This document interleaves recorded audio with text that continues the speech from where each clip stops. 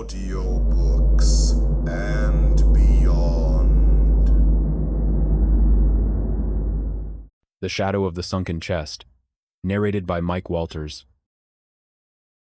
The sun was a warm, heavy blanket on their skin, and the Pacific Ocean was a jewel, sparkling with a million tiny lights. Leo adjusted his snorkel mask, a sense of pure, unadulterated bliss filling his chest. This was what vacations were for. Not the over-planned tours or crowded resorts, but this. A quiet, hidden cove on the coast of Mexico. Just him and his three best friends, Mia, Ethan, and Chloe. They were all in the water, their laughter echoing off the sandstone cliffs, a sound as bright and clear as the day itself. "Leo, come on! Last one to the buoy buys dinner!" Ethan yelled, already kicking off toward a distant orange marker. Mia and Chloe followed, their colorful fins cutting through the turquoise water. Leo, never one for a race, chuckled, and instead dove deeper, letting the silence of the ocean envelop him. He glided past schools of brilliant yellow tangs and intricate coral formations, a world of silent beauty. It was in this peaceful, submerged world that he saw it. Nestled in a crevice between two large rocks, a glint of tarnished brass caught his eye. He swam closer, his heart thumping with a mix of excitement and disbelief.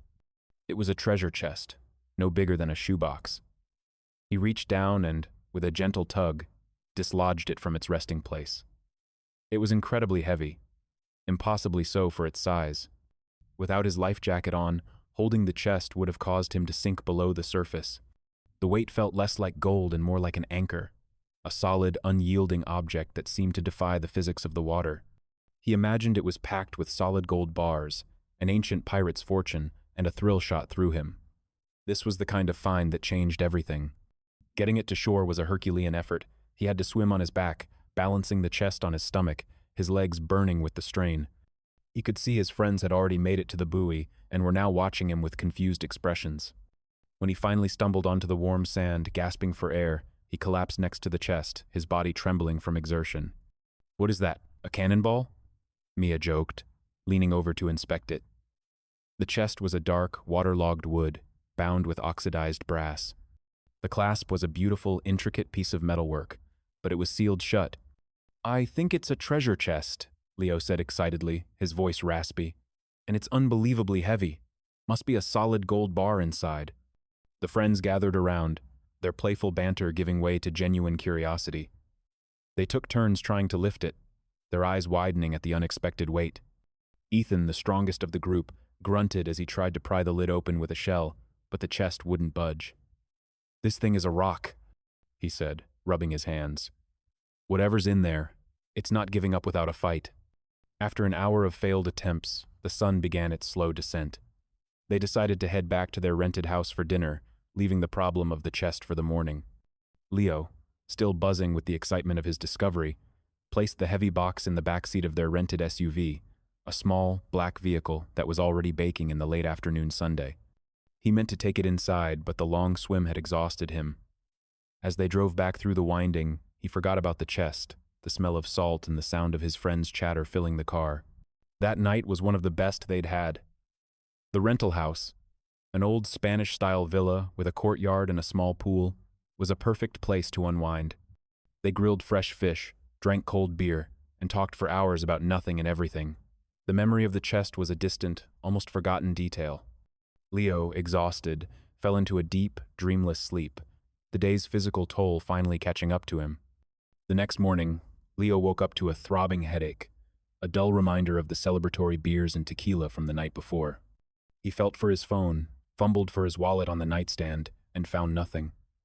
He heard the low murmur of his friends outside, their voices muffled by the morning air. He called out to them, but no one answered. The house was empty. He rushed to the front door just as he heard the SUV start. His friends were already in the car, and they were pulling out of the driveway. "Hey, where are you guys going?" he shouted, but the window was already rolling up. Ethan's face was a blur behind the tinted glass, and he gave a small, almost imperceptible wave before the car pulled out of the driveway and sped away. They must have decided that Leo needed some extra sleep after last night's activities. They were probably right, but at the same time he was pretty hungry. He looked down at his empty pockets and realized he must have left his wallet in the car. The restaurant was only a short walk down the road, so he decided to head there on foot. He'd find them there, and they'd plan out their next adventure for the day. The morning air was surprisingly still, a heavy, muggy weight that seemed to cling to his skin. He reached the diner just a few minutes later. The place was bustling, but Leo couldn't find his friends anywhere. He looked around the restaurant with no luck. He walked back to the parking lot to see if he could find their rented car. The SUV was parked in a far corner, its windows completely fogged up from the relentless heat of the morning sun. Hard to believe that the temperature was already 90 degrees, especially this early in the morning. As he approached the vehicle, he could see the outline of his friends still in it, but noticed that the windows were completely shut. They must be roasting in there, he thought. As he wondered why they were still in the car, he realized that they weren't moving.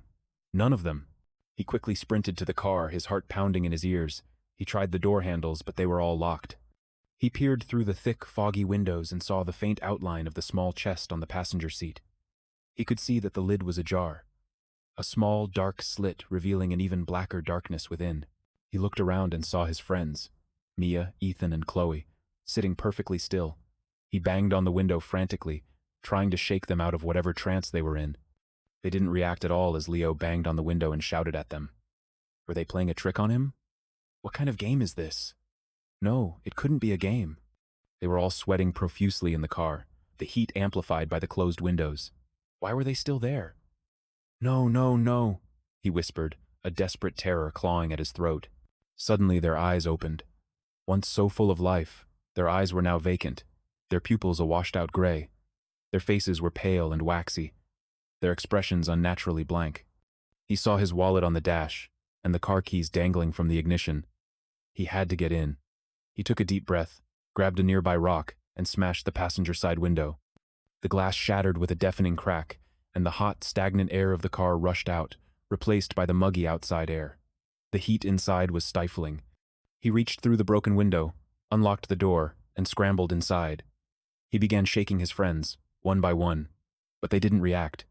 Eyes open, but not a sound. He had to cool them down. They must be dying from heat stroke. But how? They were only in the car for a few minutes. He had to get them to a hospital. He pushed Ethan over to the passenger seat. His body was limp and heavy. He turned the key, and the engine rumbled to life, the air conditioner sputtering to life, but it was too slow, too late. As the cool air from the car's vents hit the chest, a faint clicking sound came from the back seat. He turned around, and what he saw made his blood run cold. His friend's head slowly turned toward him, a chilling, rhythmic clicking sound accompanying their movements. Their eyes, those terrible empty sockets, stared straight at him. The waxy gray pallor of their skin seemed to deepen. Their mouths were unnaturally wide, stretched into a grotesque, silent scream. It wasn't them. Not anymore. The chest on the seat was open, and from the slit, a faint, dark vapor seemed to be emanating, swirling around the car, enveloping the friends in a silent, suffocating aura. He scrambled out of the car, his mind a panicked blur, and dropped the keys on the ground. As he did, his friends suddenly lurched forward, their arms outstretched. They moved with a jerky, unnatural grace, no longer slow and deliberate but with a terrifying, singular purpose. They were soulless puppets, and he was their target. Leo ran. He ran until his lungs burned, until his legs felt like lead. He glanced back and saw them emerging from the parking lot, a silent, relentless trio of phantoms. Their movements were a horrifying, lurching dance, their bodies twitching and their limbs extending in ways that were physically impossible. The clicking of their joints was now a sickening symphony, a sound that would forever haunt his nightmares. They weren't running, but they were keeping pace with his full sprint, a terrible inevitability to their approach. He veered off the main road, cutting through a dense patch of overgrown brush. He hid behind a thick, moss-covered tree, his heart pounding in his ears. He held his breath, trying to slow his breathing. He heard the clicking grow louder, then stop. He peeked around the tree, but they weren't there. A moment of relief washed over him, but then he saw them. They were standing on the other side of the road, perfectly still, staring at the tree. They hadn't heard him. They had simply known where he was. Their eyes, those empty, washed-out gray marbles, were fixed on his hiding place. He saw Mia's face, a grotesque, silent smile now permanently etched on her lips, and the sight was 1,000 times more horrifying than a scream. He ran again, his mind a panicked blur, sprinting toward the rental house. He had to get the chest. He knew it was the source of all this. a cursed object that had stolen the very souls of his friends. He made it to the house, slammed the door shut, and locked it with shaking hands. He peered through a window and saw them standing on the lawn, motionless, their vacant eyes staring up at the house. He realized their mission wasn't just to get him, but to get him to the chest, to make him the next victim, to take his soul and add it to the dark emptiness within the box. He had to break the connection. He grabbed a crowbar from the garage and, with a newfound resolve, ran out the back of the house, circling around the block to get to the car. He found the car doors still ajar, the keys still on the ground. He snatched them up and, with a final desperate look at his friends' empty faces, got into the driver's seat. He slammed the door shut and locked it. He had to act fast. He started the engine, blasting the air conditioner, and took off. He drove past a large building he hadn't noticed before, a warehouse with a faded sign that read, Ocean Breeze Seafood. The doors were ajar. After glancing at the building, his eyes drifted back to the road to find his friends standing directly in front of him. He swerved the car to avoid them and skidded for what seemed like eternity. The car stopped with a definitive bang as he slammed into the dilapidated sign. He was shocked by the crash, but appeared unharmed. He put the car into reverse and punched the gas, but nothing happened. No roar of the engine, no movement of the tires. Unsure of what to do, he jumped out and, clutching the heavy chest, ran toward the warehouse. The clicking of his friend's joints was right behind him, a sound that would forever haunt his nightmares. He burst through the warehouse doors and found himself in a maze of empty crates and rusted machinery. He could hear his friends behind him, their silent, lurching approach echoing in the vast, empty space. He saw it then, at the far end of the warehouse, a walk-in freezer. The kind of freezer used to store fish, with a thick metal door and an icy vapor spilling out from beneath. Yes, he whispered, a desperate hope blooming in his chest. He reached the freezer door, pulled it open, and scrambled inside, the heavy chest still clutched tightly in his arms. He slammed the door shut behind him, the cool air a sudden, jarring shock to his system. He leaned against the metal door, his body trembling, and let out a shuddering breath. Hiding in the freezer, thoughts flooded his mind. What would he do next? How would he help his friends? What was going on? He tried to steady his mind and focus, but the thoughts kept coming. Minutes felt like hours as they passed. Then, he heard a sound that stopped his mind from racing. Not a click, but a deep, resonant thunk.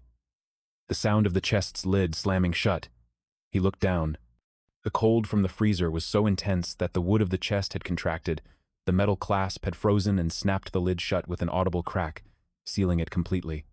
The moment it closed, the air around him seemed to change. The malevolent presence was gone. A few seconds later, he heard a muffled groan from the other side of the door. Then a second, and a third. He pressed his ear against the cold metal, listening. He heard Chloe's voice, confused. Where are we? My head is killing me. He heard Ethan and Mia's voices next, equally disoriented. They had no memory of the chase. No memory of their puppet-like state. The cold had shattered the chest's hold on them, but it had also scrambled their minds. They looked around at the warehouse, a chaotic scene of overturned crates and empty machinery, and couldn't piece together a single coherent thought. The sight of their rental car in a mess of twisted metal outside, its door ajar, seemed to trigger a primal sense of fear. They were lost, confused, and terrified. As one, the three of them backed slowly out of the warehouse, their bodies aching and their minds reeling. They stumbled into the parking lot and began to drift down the road, their only thought to escape the surreal, terrifying nightmare they had woken up to. They left the warehouse, the chest, and the small, sealed freezer behind. Leo, alone in the suffocating cold, watched them go. He pressed his face against the small, thick glass pane in the freezer door, pounding on it with a desperate, silent fury. They were alive, but they were gone. He was trapped in the freezer, a prisoner to the very thing he had just used to save his friends. He looked down at the chest, and a smirk slowly emerged on his face. Etched into the side of the chest, in letters barely visible, were the words, "Save your soul."